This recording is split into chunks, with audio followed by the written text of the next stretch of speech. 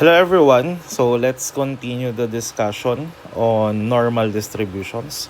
So this time we're going to talk about the standard normal distributions.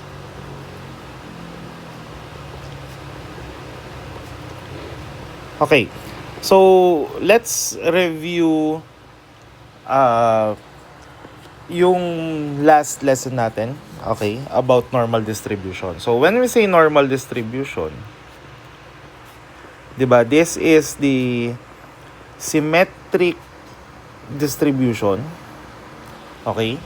That involves normally distributed data wherein the skewness and the kurtosis is equal to 0 and it is represented by a bell curve, no? Alam natin kung ano itsura ng ating bell curve, 'di ba? So say we have this. Ayan. Okay, so diba yan yung ating normal distribution wherein the middle portion or the middle region is the mean. Okay, nandito yung mean natin sa pinakagitna. Okay, when we say symmetric, di ba sabi nga natin, a data or a distribution is symmetric if the area covered on the left side is equal to the area covered on the right side. Yun yung ating normal distribution. Okay, the z-score, this is very important, no? Kasi si standard normal, we are talking about z-scores. Okay? So game, no? So when you say z-score, 'di ba? This is z is equal to x minus the mean over the standard deviation, and this provides the relative position of a data point or a row score on the distribution. Okay? So before we go to the normal distribution, let's first review the law of large numbers. Hingin natin dito. Law of large numbers. So, this law of large numbers was discussed in the probability, no, the previous discussion of probabilities, wherein sabi, as we increase the number of trials in an experimental or empirical probability, we are approaching the value of the theoretical probability. So, ganun din yung idea natin dito sa law of large numbers in the context of the standard normal distribution. As the number of trials as n increases, ito yung number of trials, the sample mean. So instead of the probability, yung mean na ang pinag-uusapan natin dito. The sample mean, yung ating x bar, okay, converges to the population mean.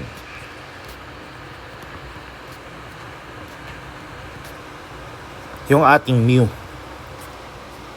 Ayan. Okay? So, that's the law of large numbers. No? So, say for example, a coin toss, or rather a coin tossed 10 times, so coin, no? Lagay natin dito, example. So, sa coin, alam natin na ang probability, okay, for each outcome is 1/2. Diba? So, this is for the probability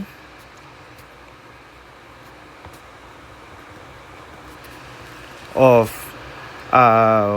head or tail. Tama?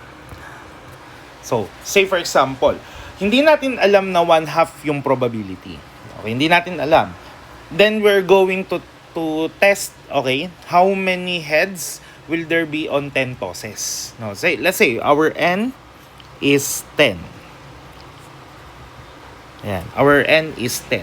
So, say for example, dito sa 10 na to, okay, 7 yung heads, 3 yung tails. Okay? So, meaning, if we want to identify the probability of getting a head, okay, so that's 7/10, yung ating empirical probability. 'Di ba? So roughly this is this is equal to 0.7, which is actually quite far, no, in the context of probability dun sa 1/2 natin na theoretical probability ng isang head.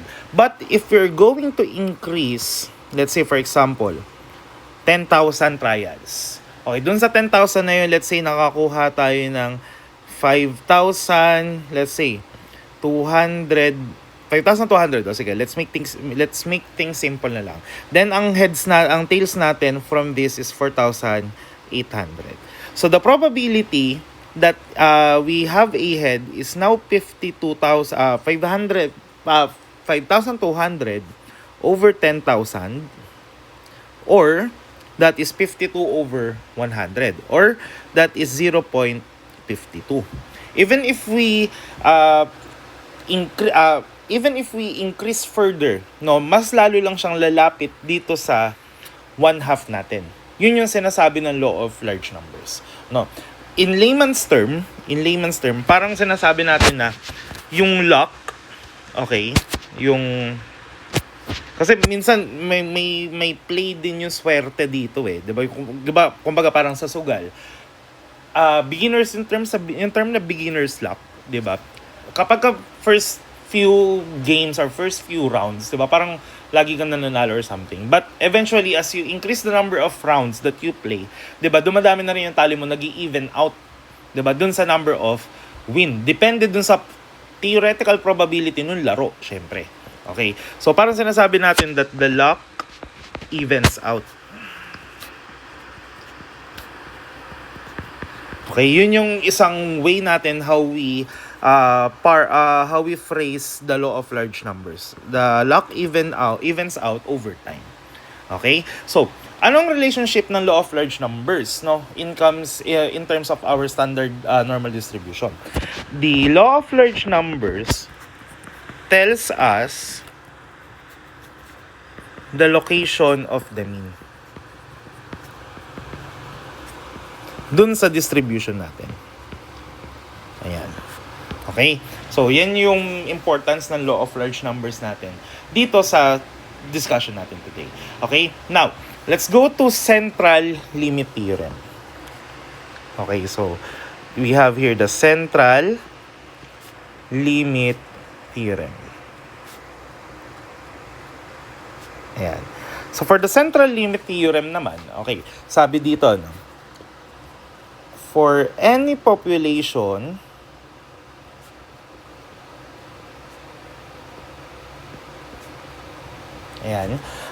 with our mean and standard deviation, okay, the distribution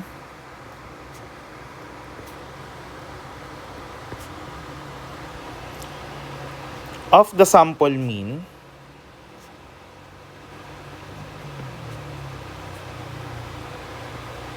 approaches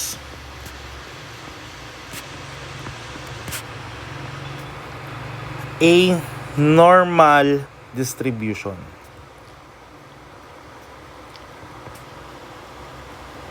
Ayan. Okay. As we increase the trials, as n approaches infinity. So, kailangan, kumbaga, sinasabi sa central limit theorem natin, dapat marami yung ating trials para kumbaga, we can apply the normal distribution kahit hindi normal distribution yung data natin. Okay? As n approaches infinity. Ayan. So, n approaches infinity. Ayan. Okay. Although, no, kapag kumbaga parang ginagamit natin to for our non-normal distributions,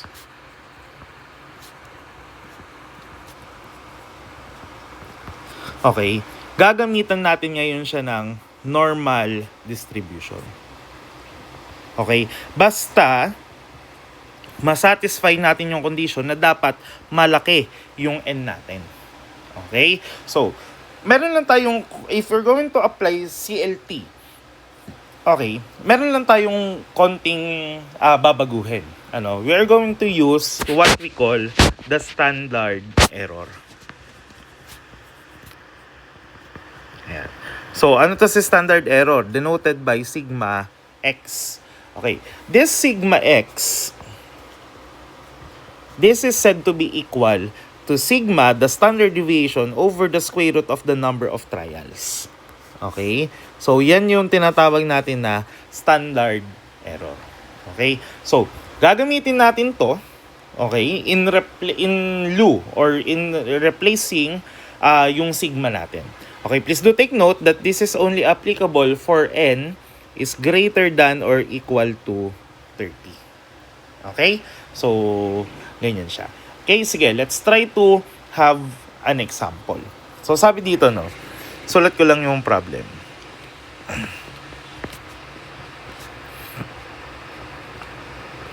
A factory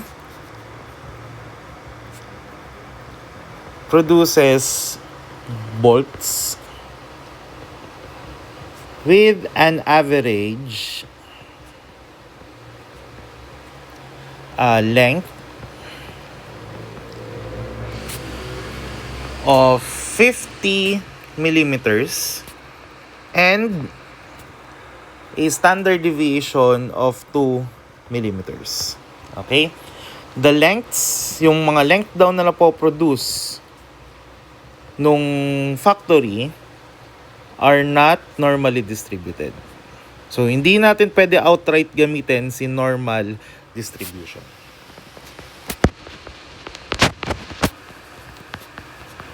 Ayan. Okay, so, if a random checking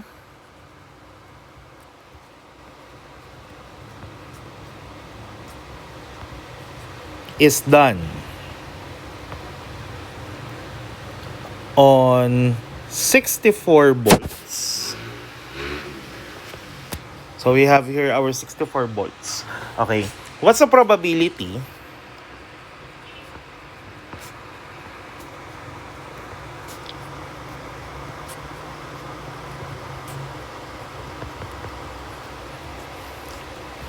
that the average length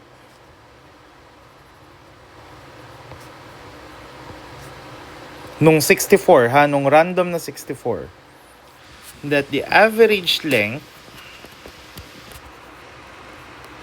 of the samples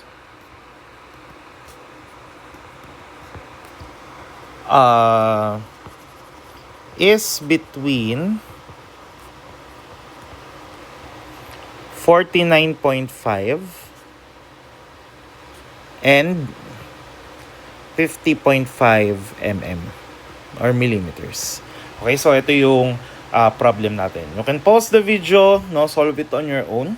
Okay, then check after you have solved, check it with this solution. Okay, how we're going to solve this one? Since sabi sa problem, they are not normally distributed, hindi natin pwede, katulad sabi ko nga kanina, hindi natin pwede gamitin outright yung formula natin for normal distribution.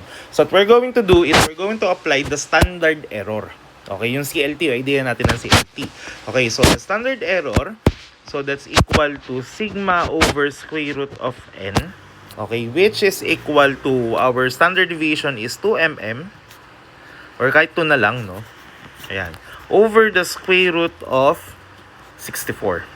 Ayan. Kasi 64 yung sample na kailangan natin. Okay, so by using calculator, no? So let's solve this one. Okay. So we have here, so that is 2 over square root of 64. So that is 1/4 or 0.25. No? So this is 1/4 or 0.25. This sigma x ang gagamitin natin, okay, dun sa loob ng formula natin ng distribution natin, ng normal distribution natin. So again, what's the formula for the normal distribution?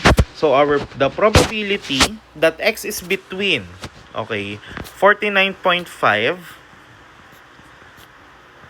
and 50.5.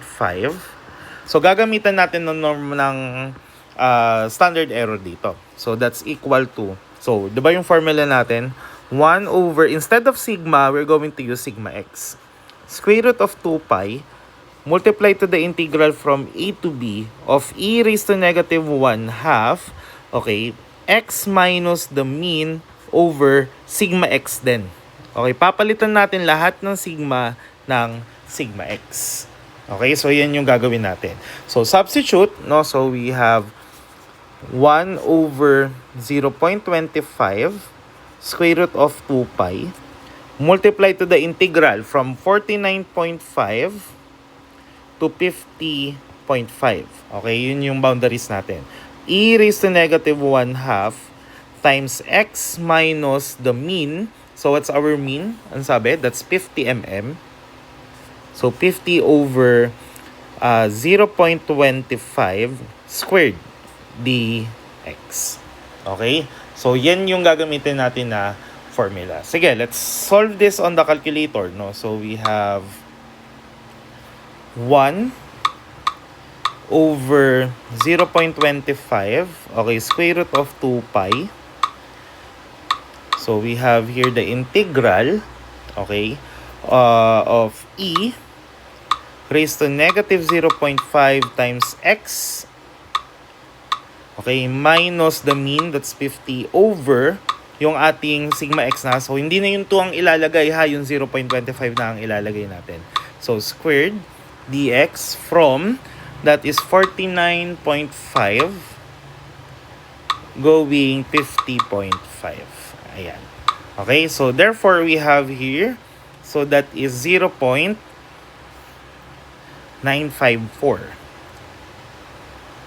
Ayan.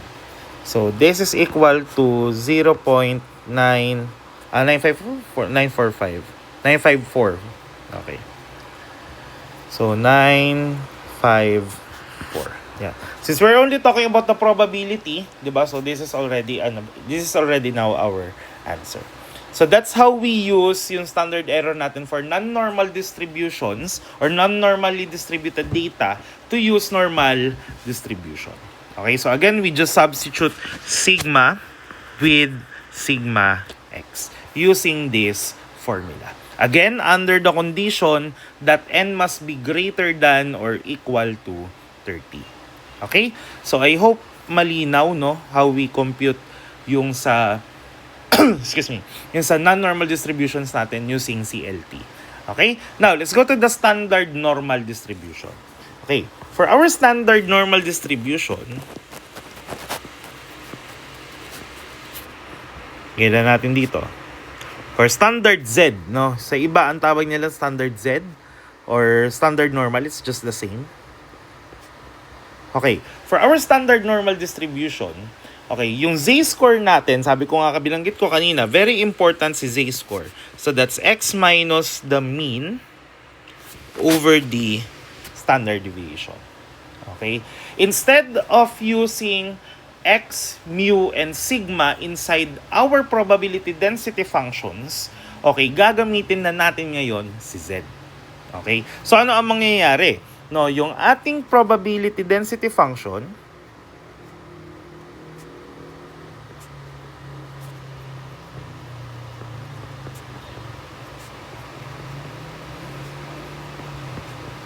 ayan. So, our f of x, so mawawala na lahat yung x, yung mu, at saka yung sigma. So, ano mangyayari? Diba, we have 1 over sigma square root of 2 pi. Ang mangyayari, mawawala si sigma, magiging square root of 2 pi na lang siya. Okay, e raised to negative 1 half, okay, of z squared. Okay, yan yung ating probability density function. So, instead of f of x, sorry, this should be f of z na. Ayan. So, itong f of z na to, ito yung ipa-plug natin sa loob ng mass function natin. Okay, or sa CDF. So, for our cumulative distribution function,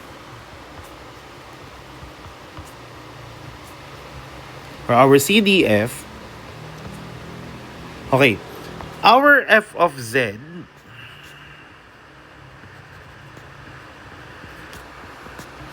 or p of z being equal to z. So now, this is equal to, okay? So we have 1 over square root of 2 pi, okay, multiply to the integral of A going B. But since we are now after the standard normal, di ba? I mean, standard normal na yung gagamitin natin. So, yung lower Z score na ngayon ang gagamitin natin. Going to the higher Z score. Ayan. Okay, of E raised to negative 1/2 Z squared dZ. Okay? So, yan na yung magiging formula ng ating CTF. Okay? From the PDF na nawala yung x minus mu over sigma, okay, gagawin na lang natin siyang z. Kasi 'di ba, dun sa formula natin ng normal lang, okay, yung z squared na to, remember, eto yun. If I'm going to rewrite z squared, or rather the formula for the z score with square, okay, so that's x minus mu over sigma squared. Tama? 'Di ba, pinalitan lang natin yung x minus mu over sigma ng z. Ganun lang yung ginawa natin for the standard normal. And what's the advantage of this? The advantage of standard normal distribution is that we are now playing only with the values of z. Hindi na yung raw data ang kailangan natin. So regardless of the nature of the data, basta kaya mong kunin yung z score, okay, yung z score natin, mako-compute mo na yung probability niya. Okay? Yun yung ginagawa ng standard normal distribution natin. Okay? So, one example is using comparisons. No, let's say, for example, in this problem. So, meron daw dalawang students. Two students took different university entrance exam. Ano yung dalawang yon, no? So sa dito kasi sa atin sa Philippines, magkakaiba bawat bawat institution, no? Let's just make this general, no? In America, we have SAT, the Student Aptitude Test, and the ACT. Ayan.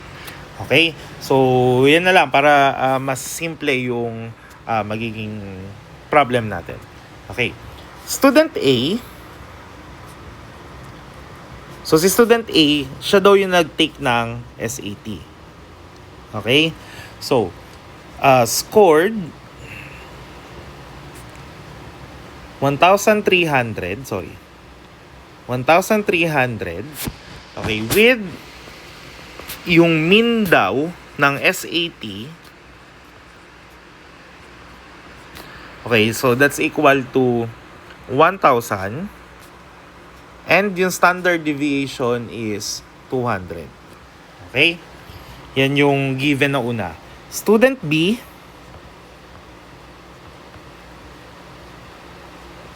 So we have si student B, si ACT naman yung kinuha niya. Okay? Scored 30.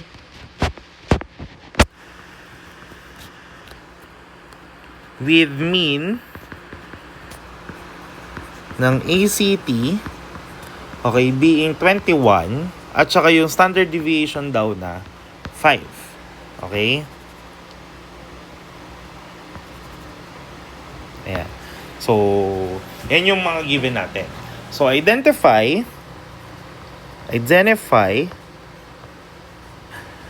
who performed better.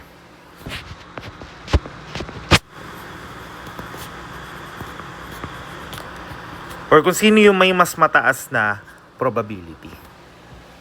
Okay? Ayan, sorry. Ayan. So, relative to their exam type. Okay? So, based on the given alone, hindi natin pwede kunin agad yung comparison. Kasi magkaibang exam yung kinuha nila eh. Di ba? Hindi ka pwede mag-compare ng magkaibang exam kasi magkaibang standard ng dalawa. Okay? So, anong gagawin natin?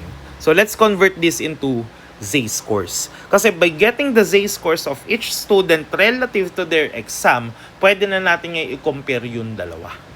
Okay? So, paano yun? No? So, lagay natin dito. Dito si SAT, dito si ACT. Okay? So, first, ang score, no, yung X. SAT is 1,300. ACT naka 30 daw. Okay? Ang mean, okay, 1,000 kay SAT, 21 kay ACT. And the standard deviation, so 200 kay SAT, 5 kay ACT. Okay, let's get the Z-scores.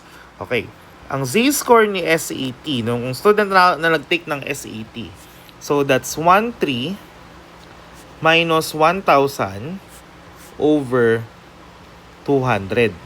Diba? So, that's 13 minus 10 over 2. So, that's roughly 3 over 2. Or that's 1.5. No, 1.5 yung, excuse me, yung SAT yung Z-score nung nag-take ng SAT. Whereas, yung Z-score naman, nung nag-take ng ACT, so, that's 30 minus 21 over 5. So, that's roughly 9 over 5. Or this is equal to 1.8. Diba? So, 9 divided by 5, 5. 4 divided by 5 is 0.8. Ayan. So, that's 1.8. Okay? So, by Z-scores alone, pwede na natin actually i-compare. Mas mataas ang Z-score ni ACT kaysa kay SAT. Kaya, we can infer na mas magaling yung nag-take ng ACT kumpara dun sa nag-take ng SAT. No, so but let's validate by getting the probability. So, how are we going to do this? No, so we're going to get the area, okay, covered by the 2. Okay, so pag ipa-plot natin,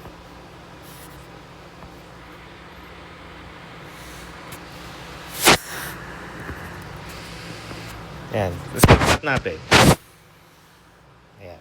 So, this is the mean. Diba? Then, yung, lagyan natin ng divisions. Ayan, kahit itong tatlo lang. 1, 2, and 3. Z-score of 1, Z-score of 2, Z-score of 3. Si naka 1.5, nandito sa gitna. Diba? Ito siya. Pero si 1.8, medyo may sobra ng konti nandito. Ayan. So, by judging on the area covered by the graph, kasi, ito yun,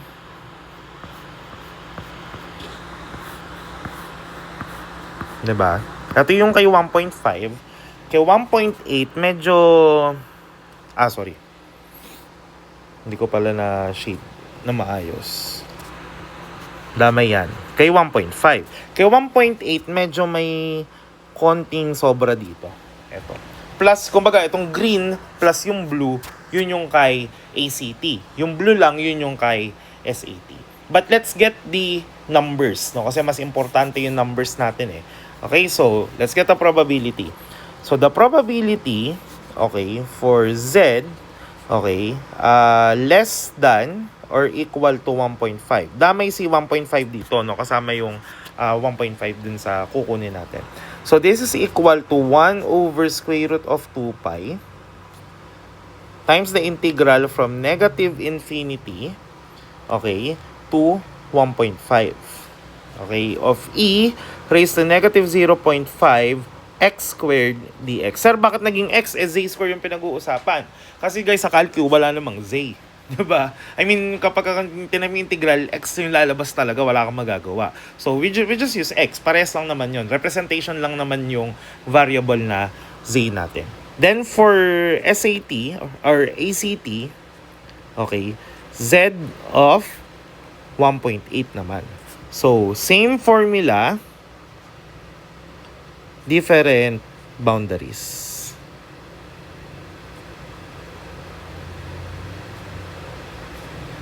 Ayan. Mas simple ngayon yung yung formulas natin. 'Di ba? Mas madali siyang ma-compute. Okay, sige, let's try to compute. So, we have here 1 over square root of 2 pi. Okay, multiply to the integral of e raised to negative 0.5 x squared na lang. Ayan, x squared na lang ang ilalagay natin. Okay, with the boundaries from negative infinity or negative 9999. Actually, kay z-score, kahit i-99 nyo na lang or minsan kahit 9 actually, makukuha nyo naman yung sagot. No, but just to make this theoretically correct, no, or rather practically correct, gamitin ko si negative infinity. But again ha, pwede nyo gamitin si negative 99. Okay? So this is going to 1.5. Ayan. So we have here 0.17. No? 0.171. Ayan. So we have here, this is 0.171.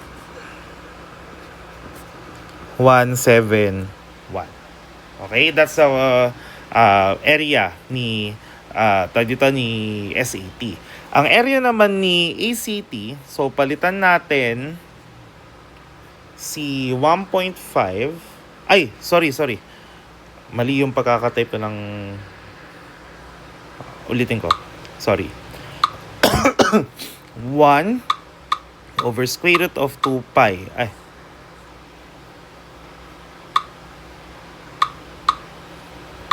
Sorry, hindi ko nakalimutan ko. Hindi ko napansin. E is negative 0.5 x squared.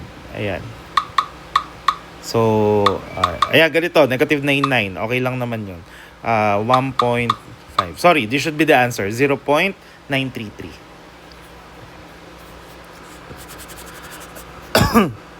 933. Ayan. Then for 1.8, so palitan lang natin to ng 8. Ayan, so 0.964.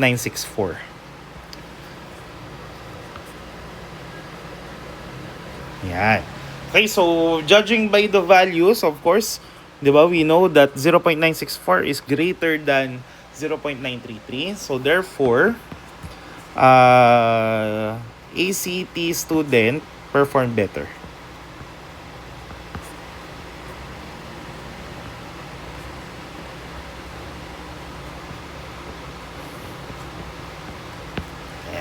Okay, so that's how we use the z-score to compare two sets of data, no? Whichever, kahit pa magkaiba yung nature nung dalawa.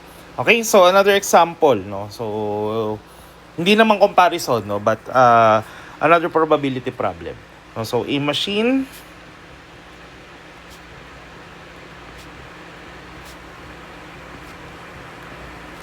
fills soda cans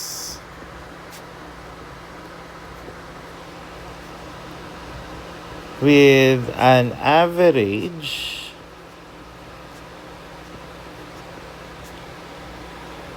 of 330 ml and standard deviation of 5 ml. Okay? So, if a can contains less than 322 ml, okay, the can is rejected. So, hindi daw tatanggapin, no? For, let's say, QA. Kumari QA yung tinitingnan. What's the probability of rejection?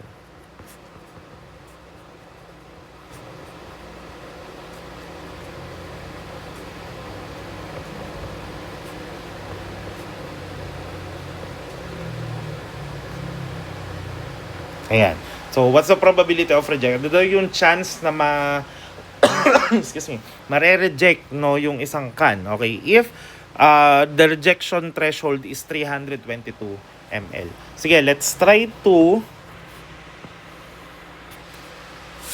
graph, no, para again, ano, so graph first para makita niyo talaga yung actual behavior, actual data. Ayan. So, this is our mean. So, sabi ano, kapag daw less than 322 rejected, no? So, nasan si 322? That's before 330. So, let's say roughly nandito yung, ayan. Ito yung X, yung hinahanap. Then, of course, ang kailangan natin is the area. No? This one. Ayan. Okay? So, this part. Okay, game, no? So, let's compute. Okay, so we have here first the z-score, no? So, the z-score, so that's x. So, we have 322, since that's the rejection threshold, minus the mean over the standard deviation. So, this is roughly negative 8 over 5 or negative 1.3. No? So, 3 divided by 5 is, 1.6. Tama ba ako?